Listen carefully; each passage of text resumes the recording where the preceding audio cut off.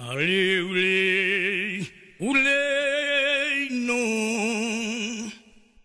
Jolie mère, baiser, mère. Mes amis, quand moi lève le dit matin, mes amis me lèvent, j'ai mon seul, pour me garder au soleil, m'écouter les anges parler. Allez, oulé, non.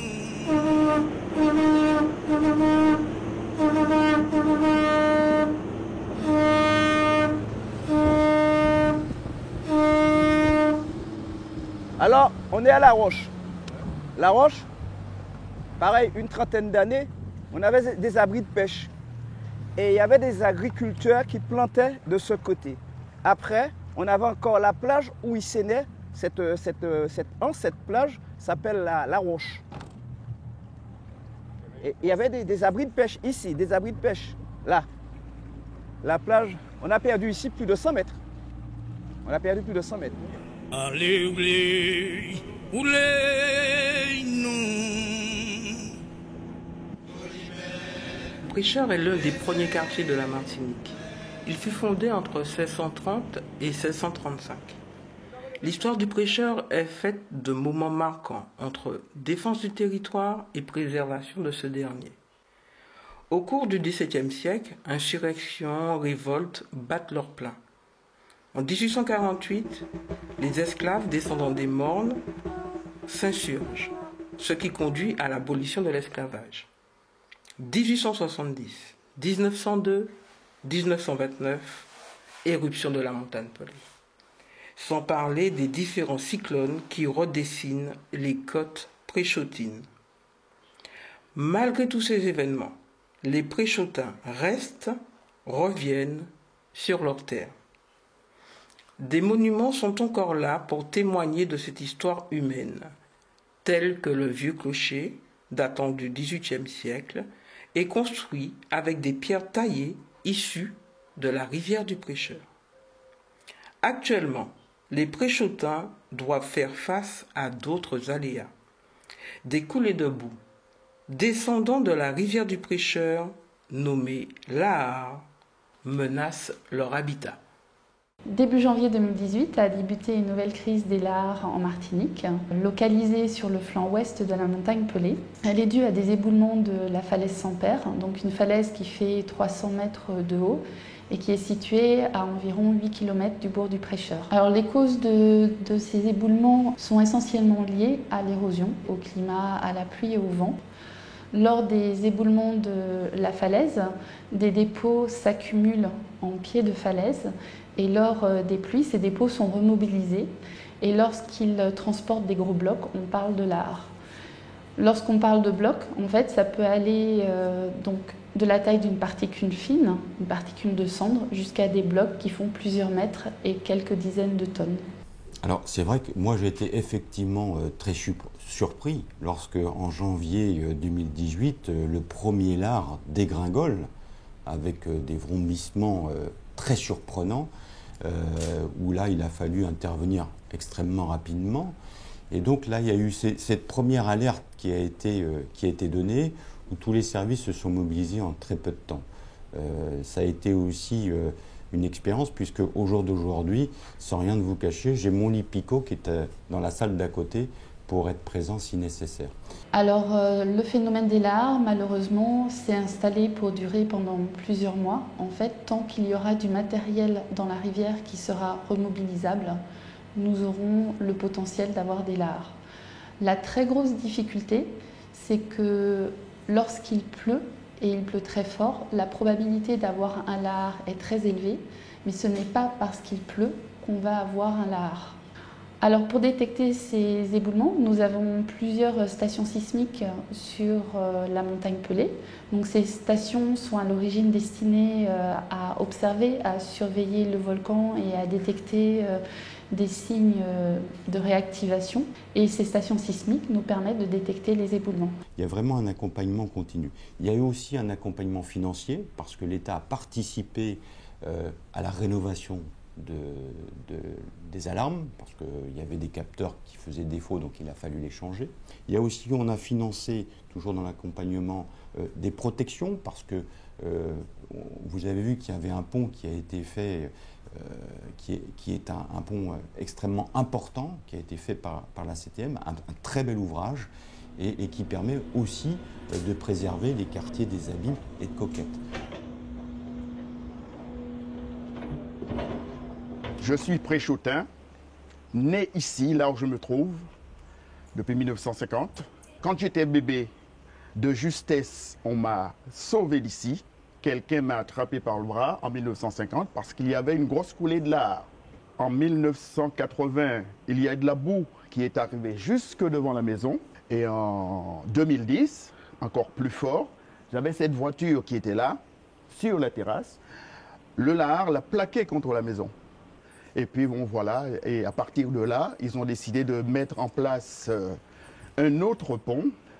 Et ce pont-là qu'ils ont mis en place est devenu un pont pour nous, surtout pour ma maison là, sécuritaire.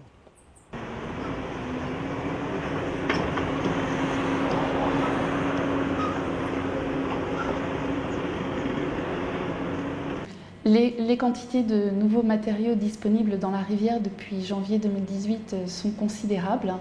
Et avec les derniers éboulements que nous avons eus au cours des dernières semaines, en 2019, nous l'estimons maintenant à 6 millions de mètres cubes. Donc 1 mètre cube, ça correspond à quoi? Imaginez un petit frigidaire dans une cuisine, un petit frigidaire qui fait 1 mètre par 1 mètre par 1 mètre. Donc ça représente 1 mètre cube. Imaginez 6 millions de petits frigidaires dans la rivière du Prêcheur. Donc le souci, il est du coup de deux ordres, c'est essayer de nettoyer le plus en amont possible, et ça c'est très compliqué parce que l'accès est difficile, et renforcer les berges pour éviter que les lahards ne les submergent et inondent les quartiers avoisinants. Et ça fait partie des projets qu'on a pour l'année 2019 et 2020, en utilisant d'ailleurs les gros blocs qui sont au milieu de la rivière, de renforcer les berges, ce qui nous permettra ensuite de gérer le phénomène en enlevant les matériaux au fur et à mesure.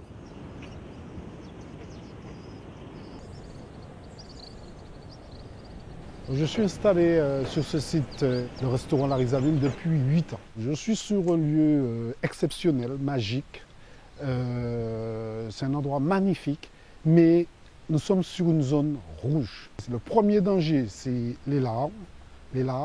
Et après, il y a la montée des eaux qui, depuis quelques années, nous effraie et nous inquiète. Jusqu'à présent, j'étais serein parce que je suis né ici, qu'on a l'habitude, on vit avec ces phénomènes naturels.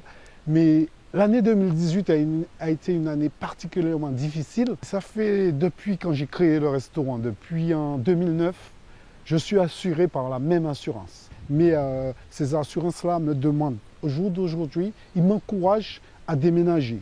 Et quand ça descend, ça s'élargit, ça monte de, je sais pas, 2-3 mètres de haut, et après, c'est fini. C'est fini. C'est pour ça que on a une épée Damoclès sur la tête. Et puis aussi, il y a un suivi psychologique qui a été mené par le CHUM, par le professeur GL, qui permet de désamorcer un petit peu l'anxiété et de mieux comprendre, de mieux intégrer, et puis aussi de vivre aussi avec ce phénomène. Allez, dimanche prochain. D'accord, ok. À plus tard. Au revoir. Allez, bye bye. Il y a eu des sommeils agités suite aux premiers événements. Par la suite, il a fallu beaucoup rassurer, expliquer. Et à l'école, le travail a été aussi bien réalisé. On n'avait pas notre tranquillité. C'est là, maintenant, on a oublié, mais je pense toujours, dès qu'il pleut, je pense à ça. On dort avec. Quel que soit le bruit qu'on entend. Hier au soir, je suis devant ma télé, j'ai entendu un bruit. Pour moi, c'était la sirène qui démarrait, une moto qui ronflait. Donc, on a toujours le bruit dans la tête.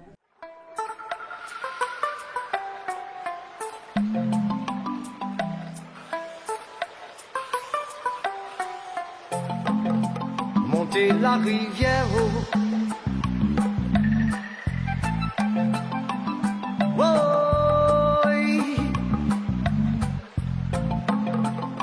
entre les roches et les racines. Un jour tu verras la source de la rivière, monter la rivière. Ouvrez les oreilles pour qu'apprendre goûter bruit de l'eau, et qui toujours montrer où là pour continuer. Continuer. Vivez pas, piquez jamais soif. Plus que monter, plus de l'eau à qu'elle frais, plus où qu'elle est vraie, plus où qu'elle est montée, monter la rivière. Il est vrai que la commune du Prêcheur, qui est une commune littorale, qui est une commune où l'essentiel de la population réside sur la frange côtière, et de surcroît une population qui est localisée, si j'ose dire, au pied d'un volcan, c'est vrai que la population est extrêmement vulnérable.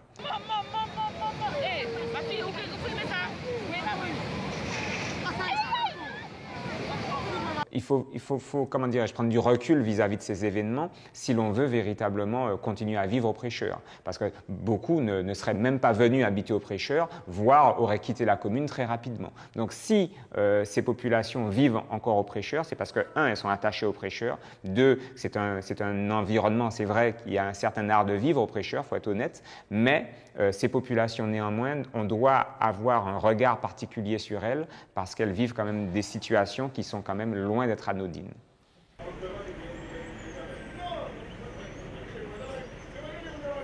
Bonjour Monsieur le maire, on est l'école du Prêcheur, on est venu vous poser des questions. C'est qu'il y a eu deux volcans, il y a le grand volcan, c'est en 1902, et puis il y a eu le petit volcan en 1929-1930, 1932 même. Il y a des gens qui disaient que bon, qu'il fallait laisser des gens habiter au Prêcheur, parce qu'on était trop en danger au Prêcheur. Et du coup, le maire de l'époque, qui s'appelait M. Aston Tardon, il a organisé ce qu'on appelle un référendum, c'est un vote, une sorte d'élection, pour demander aux gens ce qu'ils voulaient, s'ils voulaient partir ou rester.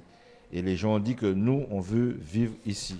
Et pour nous, c'est ça, c'est notre histoire, c'est ça, on veut vivre ici. Mais on ne veut pas vivre ici et puis en restant en danger.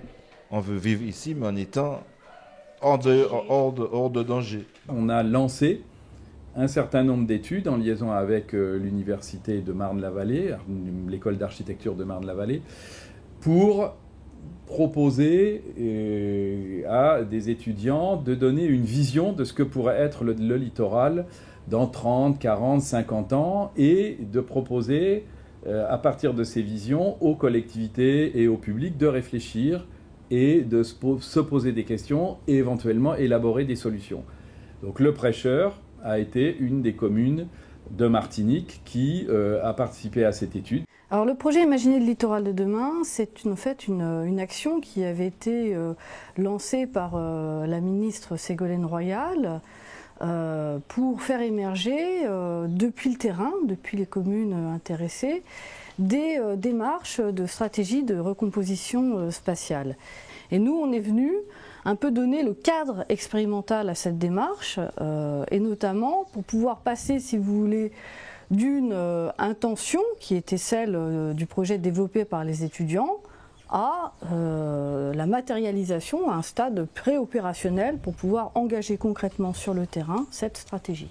À la suite de cette étude-là, c'est là où on a décidé d'aller dans un stade un peu plus avancé avec la mission qui a été confiée au groupement MADEC Petit-Jean pour définir le projet de recomposition spatiale de la commune. On a une équipe assez nombreuse, il y a un paysagiste, sociologue avec nous, on a des sociologues martiniquais aussi, des architectes martiniquais. Le rôle de notre équipe locale, ça a été avant tout aussi d'assurer un suivi et une continuité des démarches enclenchées, puisque l'atelier MADEC est venu très régulièrement, une semaine tous les 2 mois, en proposant des temps forts de coproduction, de participation.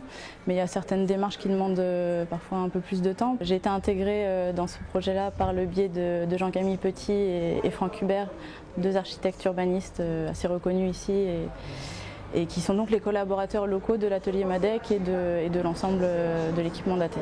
Ils apportaient leur connaissance et leur savoir-faire au niveau local, puisqu'ils exercent et vivent en Martinique depuis très longtemps et ont été des acteurs importants de la volonté de construire en parasismique? Alors au prêcheur, on travaille à plusieurs échelles. Le premier objectif, c'est de fournir un plan guide à la commune pour réussir la refondation du bourg, c'est-à-dire réussir à mettre en sécurité les habitants qui sont exposés au risque. Et en même temps, on travaille à des échelles plus réduites, sur des objets plus circonscrits, comme la nouvelle école, par exemple, parce qu'on sait qu'il faut reconstruire l'école pour la mettre en sécurité.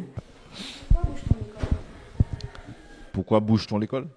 On ne sait pas quelle pourrait être la force d'un lahar demain ou quelle pourrait être la force d'un lahar au moment d'un cyclone. Si le lahar détruit votre école à la suite d'un cyclone, vous ne pourrez pas aller à l'école. Et nous, on souhaite que vous y alliez à l'école.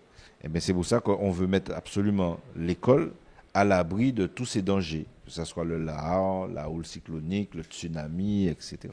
J'habite Saint-Pierre, mais mes enfants sont scolarisés à l'école du prêcheur. Le fait de déménager l'école, c'est une bonne chose. Alors, totalement favorable pour les enfants, pour ne pas subir donc ces inconvénients, à chaque alerte de devoir évacuer, pour avoir une scolarité plus sereine. Enfin, pour enlever la peur entre parenthèses, puisque quand les lahars descendent, les enfants ils sont un peu paniqués. Il faudrait mieux avoir une école plus haute que l'école du prêcheur. Parce qu'on a proposé dès le début de construire le projet avec les habitants et pas simplement venir faire une proposition, la présenter et repartir. Alors on a organisé aussi pas mal d'ateliers avec les habitants, on a fait aussi des inventaires, enfin des modes d'habiter, donc on est rentré dans les logements des habitants pour comprendre comment ils habitaient, etc. On fait des réunions publiques assez régulièrement, on a travaillé avec les enfants de l'école. C'est un vrai travail partenarial avec les habitants. Donc c'est globalement la société entière qui propose, pour moi, c'est comme ça que je le vois en tout cas, qui propose les changements à l'échelle du prêcheur.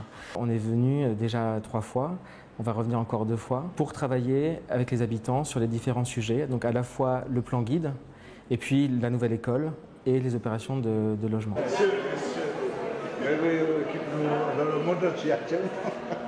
Merci à vous tous d'être venus ce soir. Comparé à la dernière réunion publique, on va changer un peu de mode opératoire.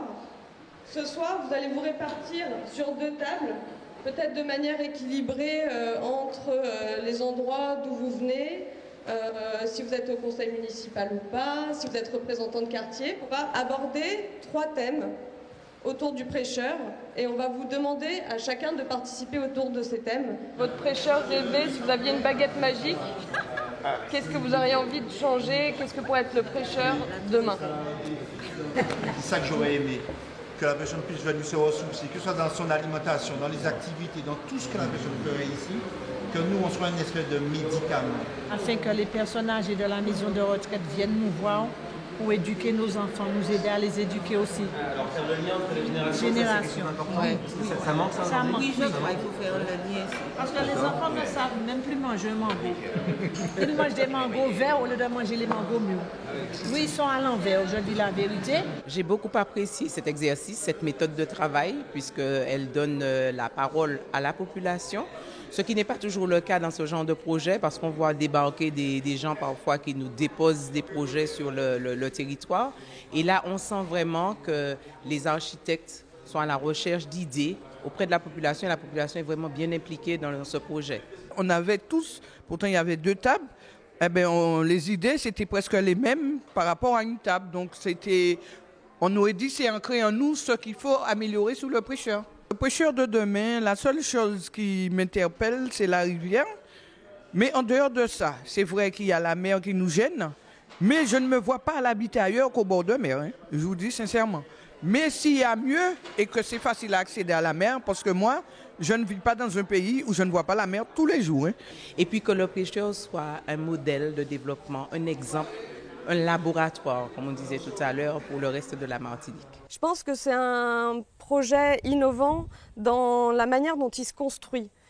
Pas tant forcément dans les solutions exactes qu'on va apporter, mais plus dans la manière dont la réflexion est menée avec différents corps de métier, avec des habitants, avec des experts qui viennent intervenir. Et il y a un vrai dialogue.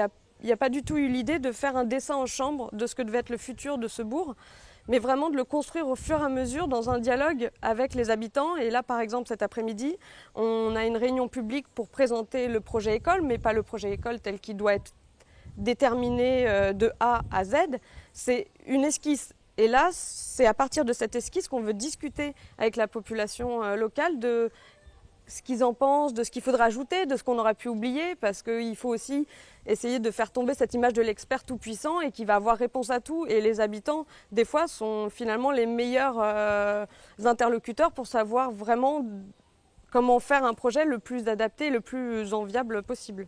Et action! Bonjour.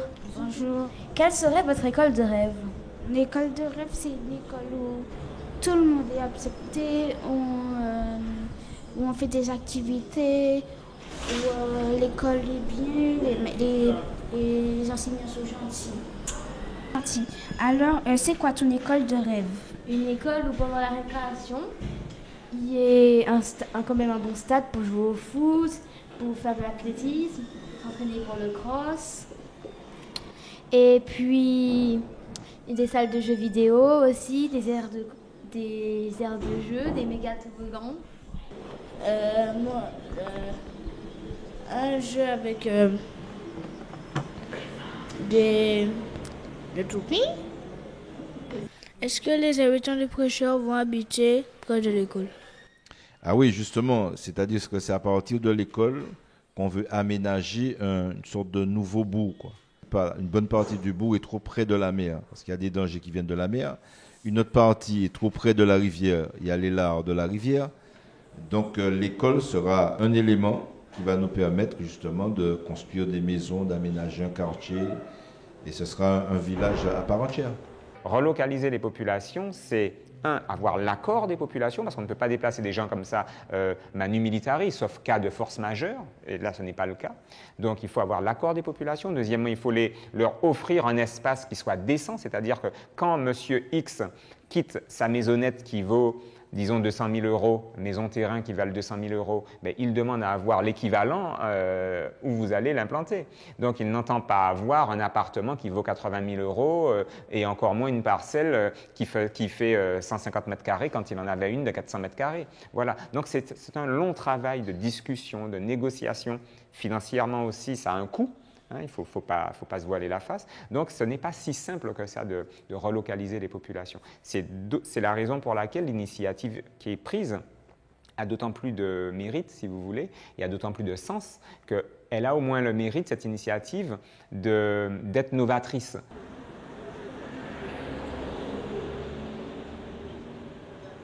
Étant parti travailler en métropole, je suis revenu sur mon lieu de naissance, qui est toujours le Prêcheur en Villeville. Alors ma maison, par rapport à la route, il faut compter 200 mètres plus loin et après il y avait la plage. Et en moins de 50 ans, la mer a fait son œuvre. Et les gens sont exposés au risque de tsunami ici, même quand il y a la houle, ça arrive à traverser. Et puis en plus, il faut voir qu'il y a la carrière qui est juste au-dessus, qui est aussi dangereux. Ils sont pris entre la mer et la carrière. Il est prévu de faire remonter tout ce petit monde en hauteur. Bon, pour le moment, nous sommes confrontés aux fonciers. On veut bien les... Et puis, il y a aussi un petit peu de réticence, je peux les comprendre. Parce que celui qui va laisser sa maison où il a vécu pendant 30-40 ans, le déraciner, pour lui, c'est un déracinement. Et il veut bien monter, mais à condition qu'il n'ait pas grand-chose de pécunier à donner. Le Prêcheur a toujours été une ville assez conviviale. C'est beaucoup plus familial, parce qu'en principe, au Prêcheur, tous, on se connaît. Et c'est pourquoi, lorsqu'on met des cités, ils se sentent un petit peu gênés, parce que dans la cité, une fois qu'on est rentré chez soi, la porte fermée, il n'y a plus de convivialité. Les gens sont chez eux, il y aura de leur télé, et puis ça passe ce qui se passe dehors. On ne pourra jamais empêcher la mer de bouger. Alors il faut faire avec. Déménager pour le temps qui me reste à vivre, je pense que j'aurais préféré finir mes jours ici. Quand je sors d'ici, je vais en promenade. Quand je peux conduire, j'aime bien Lanceron. Parce que c'est un peu sauvage et puis c'est un peu tranquille. Il y a la rivière. Donc, je suis un romantique. Dès que le mois de juin arrive, on a peut-être que 6 mois qu'on est en Thiès, 5 à 6 mois. Parce que c'est la période cyclonique. Rien n'est facile, à chaque fois qu'on surveille la météo, chaque jour, on tirer sur la météo. Il y a le changement par rapport à l'érosion, la mer qui monte. Si on ne fait rien, ça va toujours monter quand même. De nous protéger un petit peu vers le pêcheur. Parce que tout le monde dit que le pêcheur est en danger et on n'essaye pas de protéger le pêcheur. On va essayer de dire que nous de sortir là pour nous faire et aller vers la campagne, de nous mettre à nous faire des cités et tout. C'est pas facile de vivre dans les cités lorsqu'on a déjà vécu depuis la naissance ici. C'est pas facile. Parce que moi, il y a une facilité lorsqu'on est là de pouvoir partir à la mer. Si je suis jusqu'à la campagne, où ça qu'on va me loger?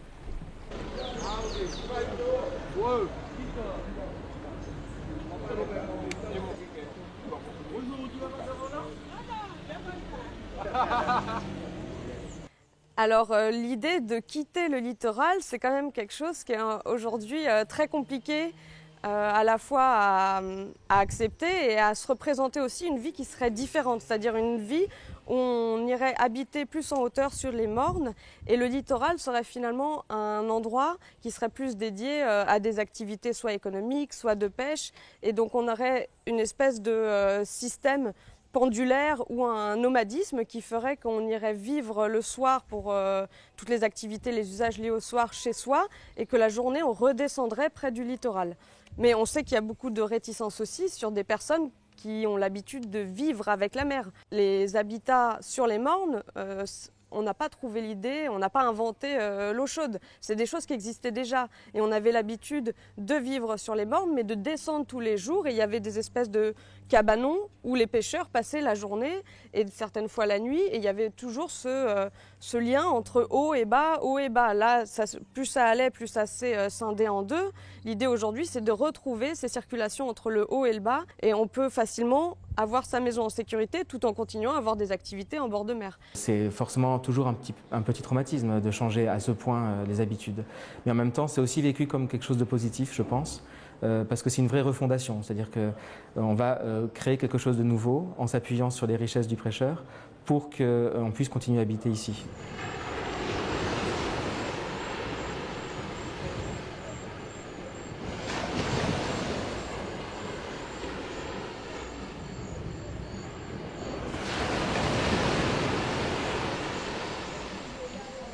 Alors maintenant, en relation avec tout ce qu'on fait sur le bout du prêcheur, etc., on a quand même un projet qu'on appelle plan alimentaire territorial.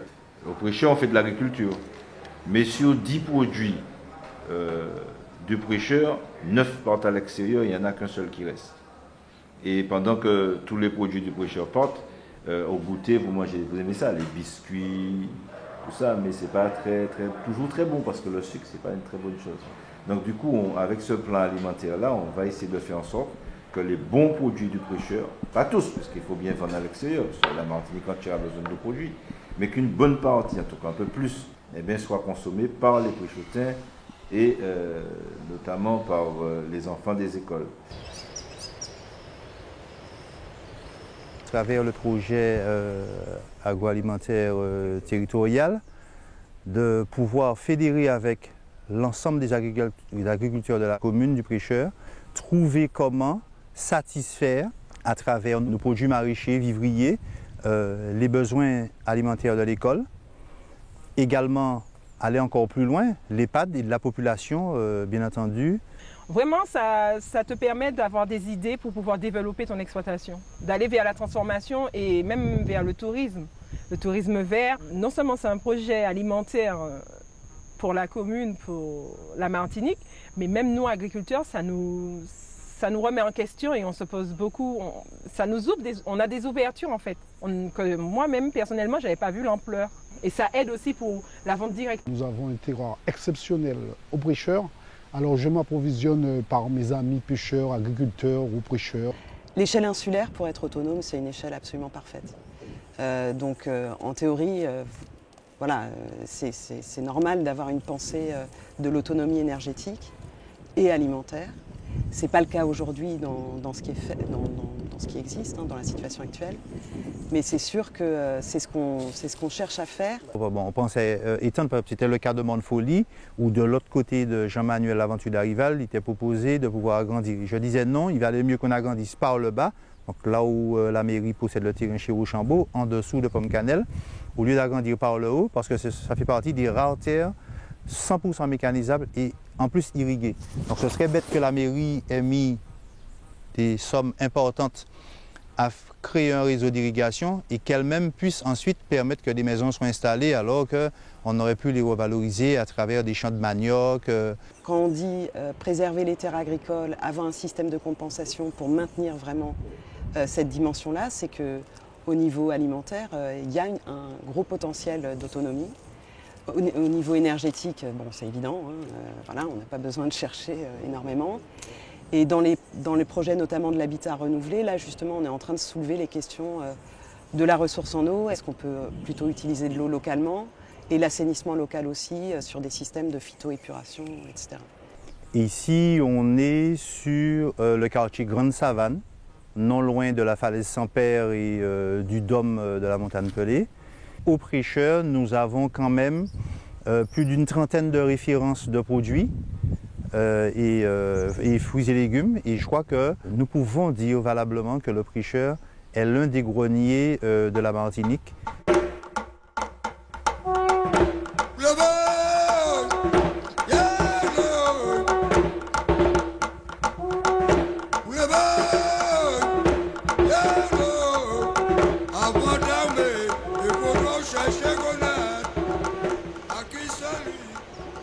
La montagne Pelée, c'est une épée de Damoclès sur Saint-Pierre, sur le Mont-Rouge, sur le Prêcheur, sur Grand-Rivière, en fait toutes les communes du nord de la Martinique.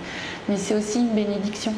C'est ce qui fait que ces communes existent, c'est ce qui fait qu'il y a des terres extrêmement fertiles, ce qui fait qu'il y a une faune et une flore extraordinaires, des animaux qu'on trouve nulle part ailleurs que sur les flancs de la montagne Pelée.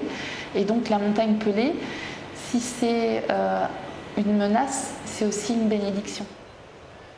Il y a un enjeu très fort de développement durable aussi, de performance, on va dire, environnementale de ce qu'on va produire ici au Prêcheur. Et ça va pouvoir inspirer beaucoup de communes sur le littoral. Maintenant, on dispose d'un plan guide qui identifie les terrains sur lesquels on pourra faire de nouveaux développements de logements pour permettre aux gens qui sont dans des zones très exposées, qui veulent rester sur le Prêcheur, avoir au moins une idée des quartiers de construction qui permettront de développer une offre de logement nouvelle.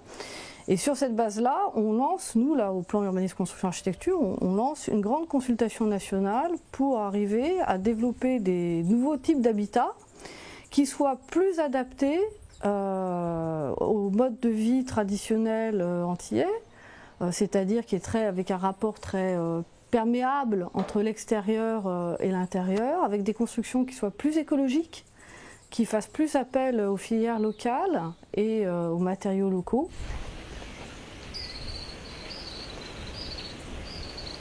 Ce projet est effectivement un projet presque pilote finalement qui pourrait être reproduit dans d'autres territoires. On a bien à cœur justement de pouvoir nous mettre en réseau avec d'autres villes qui ont le même type de problématique.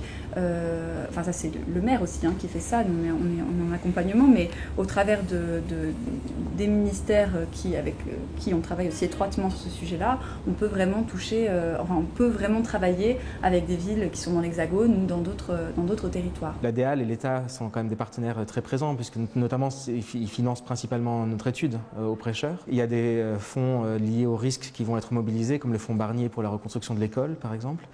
Mais tout ça, ça va être un assemblage de différents financements. Bien sûr, il y a la collectivité et l'État qui doit être un partenaire prioritaire de beaucoup de sujets, notamment quand ça touche à l'école.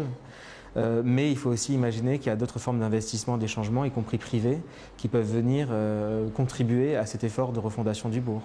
Et c'est le cas notamment pour les acteurs touristiques, par exemple. On peut imaginer que il y a des acteurs touristiques qui vont créer une économie et qui peuvent aussi participer à ce financement global. Si on arrive à mener cette consultation à son terme et qu'on a trouvé un modèle économique pour ces nouvelles conceptions de logement, on pourra passer au stade opérationnel sur les différents nouveaux quartiers identifiés pour justement mettre en œuvre très concrètement cette stratégie de recomposition spatiale. À cette pente et à ces terrains. Et ça, c'est le travail qu'on a commencé à faire et qu'on va regarder ensemble ensuite tout à l'heure à la mairie. On va commencer à descendre cette route-là. Donc tout ce chemin ici, C'est ce chemin que vous voyez qui descend petit à petit. Qui est celle. Ah, mais aujourd'hui, il y a la même petit photo comme ça, là, regardez. Petit photo, oui. Non, pas de l'autre côté, hein. Non, il ne peut pas descendre. Oui, il ne peut pas descendre la gravité.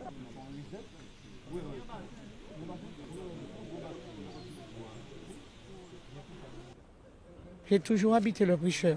Je n'aurais pas aimé laisser le Prêcheur. Non, le Prêcheur, c'est ma ville, c'est là que je suis né.